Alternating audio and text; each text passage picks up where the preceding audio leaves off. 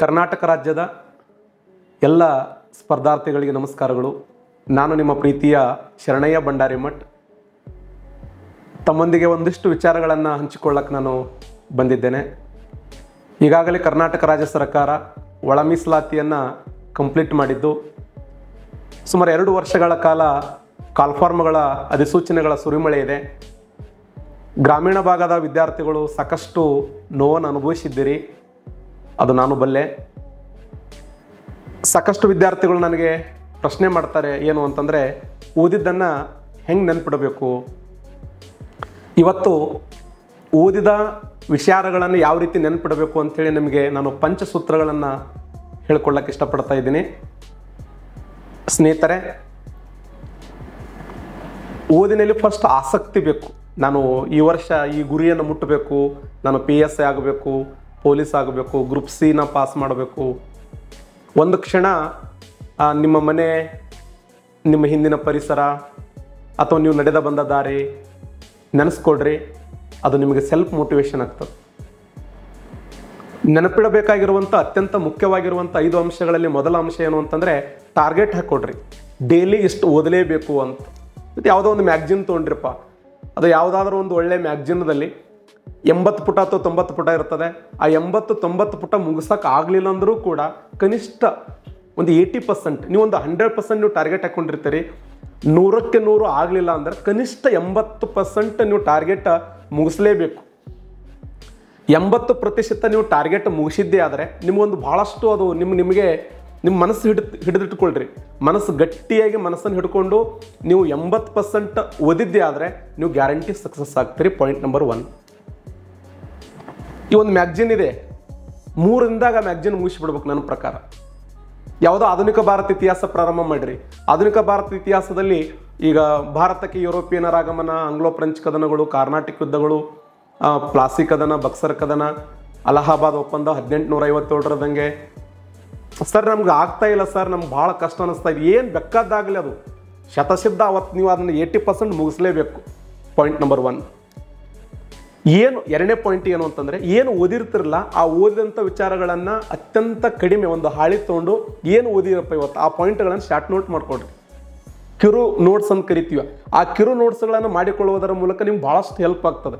ಈಗ ಉದಾಹರಣೆ, ಈ 1857ರಂಗೆ ಎಲ್ಲಿಂದ ಪ್ರಾರಂಭ ಆಯಿತು? ಪಶ್ಚಿಮ ಬಂಗಾಳದ ಬ್ಯಾರಕ್ಪುರ್. ಪಶ್ಚಿಮ ಬಂಗಾಳದ ಬ್ಯಾರಕ್ಪುರದಲ್ಲಿ ಮಂಗಳ ಪಾಂಡೆ, ಮೀರತ್ತದಲ್ಲಿ ಕದಮ್ ಸಿಂಗ್, ದೆಹಲಿಯಲ್ಲಿ 2ನೇ ಬಹದ್ದೂರ್ ಶಾ. ರೆಪೋ ರೇಟ್ ಅಂದರೇನು, ರಿವರ್ಸ್ ರೆಪೋ ರೇಟ್ ಅಂದರೇನು, SLR ಅಂದರೇನು, CRR ಅಂದರೇನು, ಗೂಳಿ, ಕರಡಿ, ಕುಂಟು ಬಾತುಕೋಳಿ ಅಂದರೇನು, ಷೇರು ಮಾರುಕಟ್ಟೆ ಅಂದರೇನು, GDP ಅಂದರೇನು, NDP ಅಂದರೇನು, ಸಂವಿಧಾನದ ವಿಧಿಗಳಾಗಿರ್ಬೋದು, ಭೂಗೋಳಶಾಸ್ತ್ರ ಸಂಬಂಧಪಟ್ಟಿರತಕ್ಕಂಥ ಪ್ರಮುಖ ಅಕ್ಷಾಂಶಗಳಾಗಿರ್ಬೋದು, ಗ್ರಹಗಳ ಎಲ್ಲ ಅಂಕಿ ಸಂಖ್ಯೆಗಳನ್ನು ನೆನಪಿಡೋದಲ್ಲ, ಇಂಪಾರ್ಟೆಂಟ್ ಗ್ರಹಗಳು, ಗೋಲ್ಡಿ ಲಾಕ್ ಅಂತೇಳಿ ಭೂಮಿಯನ್ನು ಕರೀತಾರೆ. ಇಂಥ ಪಾಯಿಂಟ್ಗಳನ್ನು ನೀವು ಅತ್ಯಂತ ಕಡಿಮೆ ಅವಧಿಯಲ್ಲಿ ಪಾಯಿಂಟ್ಗಳನ್ನು ಮಾಡಿಕೊಳ್ಳುವುದರಿಂದ, ಅದು ನೀವು ಎಷ್ಟು ಓದ್ತಿರಲ್ಲ ಆ ಓದಿದಂಥ ವಿಚಾರಗಳನ್ನು ಪಾಯಿಂಟ್ಗಳನ್ನು ಮಾಡಿಕೊಳ್ಳೋದರಿಂದ ಹೈಯೆಸ್ಟ್ ಎಫೆಕ್ಟ್ ಆಗ್ತದೆ ನಿಮ್ಗೆ. ತಿದ್ದುಪಡಿಗಳದಾವೆ, ಸಂವಿಧಾನ ತಿದ್ದುಪಡಿಗಳು 101ರಿಂದ 106ನೇ ತಿದ್ದುಪಡಿಗಳವರೆಗೆ. ಒಂದೊಂದು ತಿದ್ದುಪಡಿಗಳು ಒಂದೊಂದು ಅಂಶ. 106ನೇ ತಿದ್ದುಪಡಿ ಅದಕ್ಕೆ ಸಂಬಂಧಪಟ್ಟಿದೆ, ಮಹಿಳಾ ಮೀಸಲಾತಿಗೆ ಸಂಬಂಧಪಟ್ಟದ್ದು. 105ನೇ ತಿದ್ದುಪಡಿ, 105ನೇ ತಿದ್ದುಪಡಿ ಅದಕ್ಕೆ ಸಂಬಂಧಪಟ್ಟಿದೆ. ರಾಷ್ಟ್ರಪತಿ ರಾಜ್ಯಪಾಲರಿಗೆ ಏನು ಜಾತಿ ಅವಕಾಶ ಕೊಡ್ಲಕ್ಕೆ, ಪಟ್ಟಿ ಅವಕಾಶ ಕೊಡ್ಲಕ್ಕೆ. 104ನೇ ತಿದ್ದುಪಡಿ, ಪರಿಶಿಷ್ಟ ಜಾತಿ ಪರಿಶಿಷ್ಟ ಪಂಗಡ 10 ವರ್ಷ ಮೀಸಲಾತಿ, ಆಂಗ್ಲೋ ಇಂಡಿಯನ್ ಮೀಸಲಾತಿ ರದ್ದತಿ.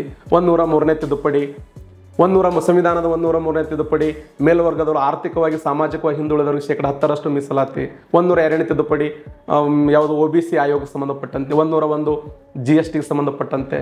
ಈ ರೀತಿಯಾಗಿ ನೀವು 91ನೇ ತಿದ್ದುಪಡಿ, ಲೋಕಸಭೆ ವಿಧಾನಸಭೆಗಳಲ್ಲಿ 15% ಸಚಿವ ಸಂಪುಟದ ಗಾತ್ರ ಮೀರಬಾರದು. ನಿಮ್ಗೆ ಗೊತ್ತದೆ, ಅಂಥ ಪಾಯಿಂಟ್ಗಳನ್ನು ನೀವು ಮಾಡಿಕೊಳ್ಳುವುದರಿಂದ ಭಾಳಷ್ಟು ಹೆಲ್ಪ್ ಆಗ್ತದೆ ಇದು. ಇನ್ನು ಪಾಯಿಂಟ್ ನಂಬರ್ 3 ಏನು ಅಂತಂದರೆ, ಓಲ್ಡ್ ಕ್ವಶನ್ ಪೇಪರ್ಗಳೇನದವಲ್ಲ, ಇತ್ತೀಚೆಗೆ ನಡೆದಂಥ 2020ರಿಂದ 2024ರವರೆಗೆ ನೀವು ಪೂರ್ತಿ ಹಳಿಗೆ ಹೋಗಬೇಡ್ರಿ.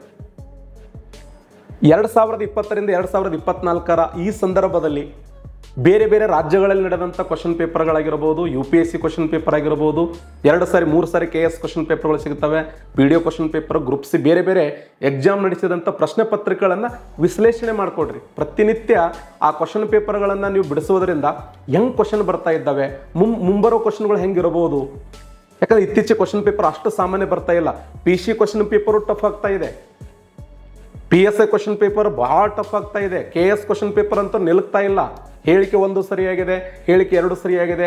ಅತ್ಯಂತ ಹೆಚ್ಚು ನೀವು ಯಾರು ಸಬ್ಜೆಕ್ಟನ್ನು ಡೆಪ್ತಾಗಿ ಓದಿರ್ತಾರಲ್ಲ ಅವ್ರು ಮಾತ್ರ ಸಕ್ಸಸ್ ಆಗಕ್ಕೆ ಸಾಧ್ಯ ಇದೆ.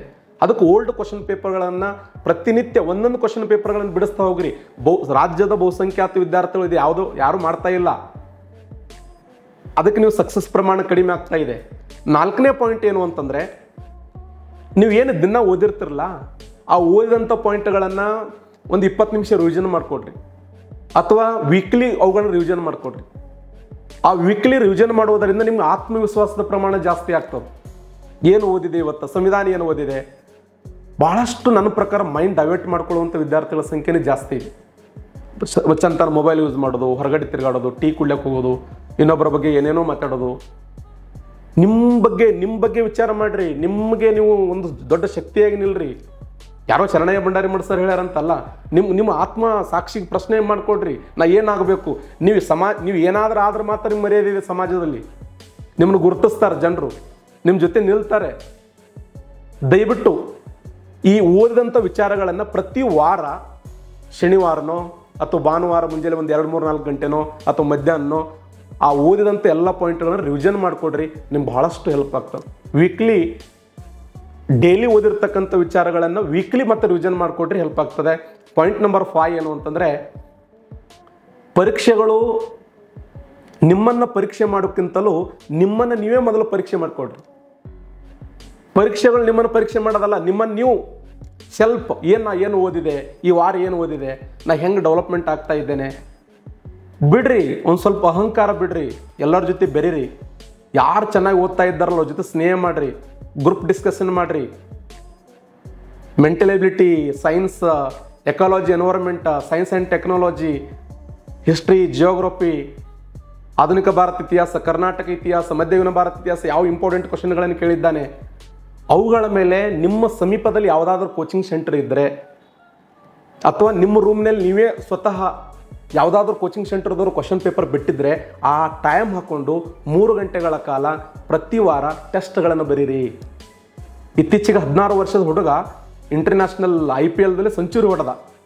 ಕಾರಣ ಆತ ಪ್ರಾಕ್ಟೀಸ್ ಮಾಡಿರ್ತಕ್ಕಂಥದ್ದು. ಪ್ರಪಂಚದ ಘಟಾನುಘಟಿ ಬಾಲರ್ಗಳನ್ನು ಹೆದರಿಸಬೇಕಾದ ಸಾಮಾನ್ಯ ಅಲ್ಲ ಅದು. ಅವ ಪ್ರಾಕ್ಟೀಸ್ ಮಾಡಿದ ಪರಿಣಾಮವಾಗಿ ಆತ ಸಕ್ಸಸ್ ಆದ. ಪರೀಕ್ಷೆ ಹೆಂಗಿರ್ತದಂದ್ರೆ, ಯಾರು ಚೆನ್ನಾಗಿ ಪ್ರಾಕ್ಟೀಸ್ ಮಾಡ್ತಾರೋ, ಎಷ್ಟೋ ಜನ ವಿದ್ಯಾರ್ಥಿಗಳನ್ನು ಹೇಳ್ತಾರೆ, ಸರ್ ಎಕ್ಸಾಮ್ ಬರೆಯುವಂಥ ಸಮಯದಲ್ಲಿ ಭಾಳ ಭಯ ಆಗ್ತದೆ ಸರ್. ನಮಗೆ ಭಯ ಯಾಕೆ ಆಗ್ತದೆ, ನೀವು ಪ್ರಾಕ್ಟೀಸ್ ಮಾಡಿಲ್ಲ ಅಂತ. ಪ್ರತಿ ಸಂಡೇ ಟೆಸ್ಟ್ಗಳಿಗೆ ಅಟೆಂಡ್ ಆಗ್ರಿ. ಯಾರು ಚೆನ್ನಾಗಿ ಟೆಸ್ಟ್ಗಳನ್ನು ಕಂಡಕ್ಟ್ ಮಾಡ್ತಾರೆ ನಿಮ್ಮ ಸುತ್ತಮುತ್ತ ಕೋಚಿಂಗ್ ಸೆಂಟರ್ಗಳಲ್ಲಿ, ಅಲ್ಲಿ ಅಟೆಂಡ್ ಆಗ್ರಿ. ಅಟೆಂಡ್ ಆಗಿ ರಿಸಲ್ಟ್ ಅವ್ರು ಘೋಷಣೆ ಮಾಡ್ತಾರೆ. ಯಾಕೆ ಈ ವಾರ ಎಷ್ಟು ಮಾರ್ಕ್ಸ್ ಕಡಿಮೆ ಆಯಿತು, ಏನು ಕ್ವಶನ್ ಕೇಳಿದ್ದಾರೆ, ನಮ್ಗೆ ಯಾಕೆ ಬಿಡಿಸೋಕ್ಕಾಗಲಿಲ್ಲ. ಇದರಿಂದ ನಿಮ್ಗೆ ಆತ್ಮವಿಶ್ವಾಸ ಹೆಚ್ಚಾಗ್ತದ, ಎಕ್ಸಾಮದ ಭಯ ಹೋಗ್ತದ. ಮುಂಬರುವ ಎಕ್ಸಾಮ್ಗಳನ್ನ ಬೆಕ್ಕದಂಥ ಕ್ವಶನ್ ಪೇಪರ್ ಕೊಟ್ಟರು ಈಸಿಯಾಗಿ ಎಕ್ಸಾಮದಲ್ಲಿ ಏನೋ ಒಂದು 100 ಎಕ್ಸಾಮ್ ಬರೋದೇನು ಅದ್ರಾಗ ಇದು ಒಂದು ಅನಿಸ್ಬಿಡ್ತದೆ. ಓಕೆ ಸ್ನೇಹಿತರೆ, 5 ಅಂಶಗಳನ್ನು ನಾನು ನಿಮಗೆ ಹೇಳ್ತಾ ಇದ್ದೆ. ನನ್ನ ಕರ್ನಾಟಕ ರಾಜ್ಯದ ಎಲ್ಲ ಸಮಸ್ತ ವಿದ್ಯಾರ್ಥಿಗಳು ಈ ಒಂದು 5 ಅಂಶಗಳನ್ನು ಪಾಲಿಸ್ತೀರಿ ಅಂಥೇಳಿ ಹೇಳ್ತಾ, ಮತ್ತೆ ಮುಂದಿನ ವಿಡಿಯೋದಲ್ಲಿ ವಿಶೇಷವಾಗಿರುವಂಥ ಸಂಚಿಕೆಯೊಂದಿಗೆ ನಿಮ್ಮ ಜೊತೆ ಬರ್ತಾ ಇದ್ದೇನೆ. ಇದನ್ನು ಆಪ್ತ ಸಲಹೆ ಅನ್ಕೋತಿರೋ ಅಥವಾ ಏನು ಅನ್ಕೋತಿರೋ ಗೊತ್ತಿಲ್ಲ, ನಿಮ್ಮ ಜೊತೆ ಸದಾ ನಾನು ನಿಲ್ತೀನಿ ಅನ್ನುವಂಥ ಮಾತನ್ನು ಹೇಳಿ ನನ್ನ ಮಾತುಗಳನ್ನು ತಾವೆಲ್ಲ ಪಾಲಿಸ್ತೀರಿ, ಅದನ್ನು ಅಳವಡಿಸ್ಕೊಳ್ತೀರಿ ಅನ್ನುವಂಥ ಆತ್ಮವಿಶ್ವಾಸದೊಂದಿಗೆ ನನ್ನ ಮಾತುಗಳನ್ನು ಮುಗಿಸ್ತಾ ಇದ್ದೇನೆ. ನಮಸ್ಕಾರ.